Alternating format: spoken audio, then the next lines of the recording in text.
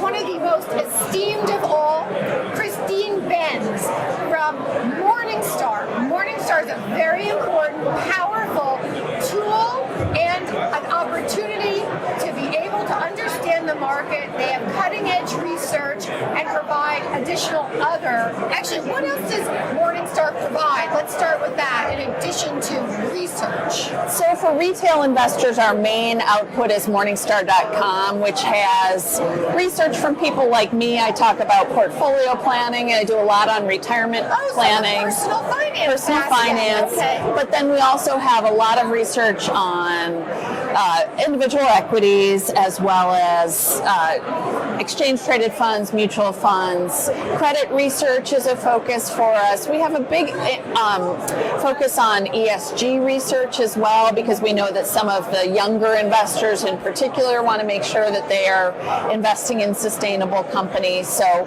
we're going in a lot of different directions, and we also are a global company. Okay. Thank you. That's very comprehensive and answers the question. Everyone knows Morningstar, but all that you do provide. So the fund world, the mutual fund world, is it a dying business, especially with ETFs out there? Well, we have seen just an avalanche of inflows into ETFs away from actively managed funds. Actively managed funds have been doing okay because they've had the tailwind of a very strong market. So even if investors have been pulling their assets, the assets have still been going up because the market has been performing so well. I think the real tale will be told when we see a reversal in market action where we see stocks not perform so well. I expect that we'll see some of these active fund shops really be in trouble because they will continue to see outflows and won't have the forgiving benefit of a strong market. Right. Yeah, that seems to be the reputation, and also investors are buying their own stocks as they do research, and we have research for individual stocks. And in terms of the market itself and personal finance, what are you telling your subscribers they should do, given that we're in the 11th year of a bull market based on some fundamentals, but a lot of it Federal Reserve decision making? Right. It's very easy to get comfortable with a stock-heavy portfolio, given that stocks have been really reliable since 2009. And so one piece of advice that I think is kind of one size fits all is if you have not looked at your asset allocation recently, so your baseline mix of stocks relative to bonds and cash, take a look at where you are. So a portfolio that was 60% stock, 40% bond when this all began 10 years ago would now be like upwards of 80% equity. And that would be if you hadn't even been adding to the stocks, it would just have drifted up. So meanwhile, we're all 10 years older, and many folks are getting close to retirement. So for them especially, it's mission critical to think about de-risking their portfolios, not entirely because they still need growth, and retirement may be a 25 or 30-year proposition for many of us, but you need to scale back on the volatile stuff and add a little bit more to cash, add a little bit more to bonds, paltry yields and all.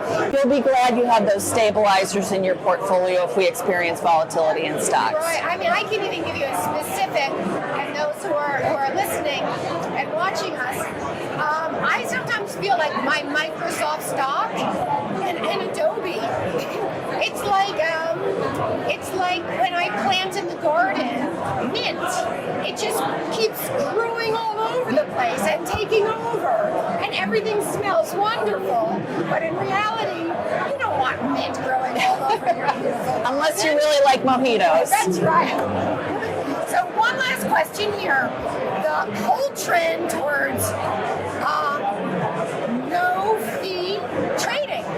What do you think the impact will be, and are we going to pay for it as investors in another way? Are they It's a great question. So we've seen this race to zero in index fund fees, commissions collapsing. So the question is for investors, really understand that these firms are not in this business out of the goodness of their hearts. They are making money somewhere. So it's your job to do your homework on where you may be paying fees. A common area is in the cash space. So if you have cash holdings alongside your brokerage account holdings, check to see what that account is paying you in terms of yield. It may not be at all competitive with what you could earn if you went out on the open market. So that is a place where firms try to make up for the fact that they're slashing fees all over the place elsewhere in their business. Oh, that's so fascinating. That'd be the last place anyone would really think. Right. So they're being paid maybe 25 basis points or 50 basis points, when in reality they can make 150 basis Exactly. points. Oh, it's beautiful. Okay. Thank you, Christine. Thank you, Hillary. Thank you so much, Christine Benz from Morningstar. Check out the Morningstar.com website. There is so much information, whether you're a stock picker, an ETF picker, you want some personal finance help, portfolio allocation, Morningstar. This is Hillary Kramer from The Money Show, and we will be back.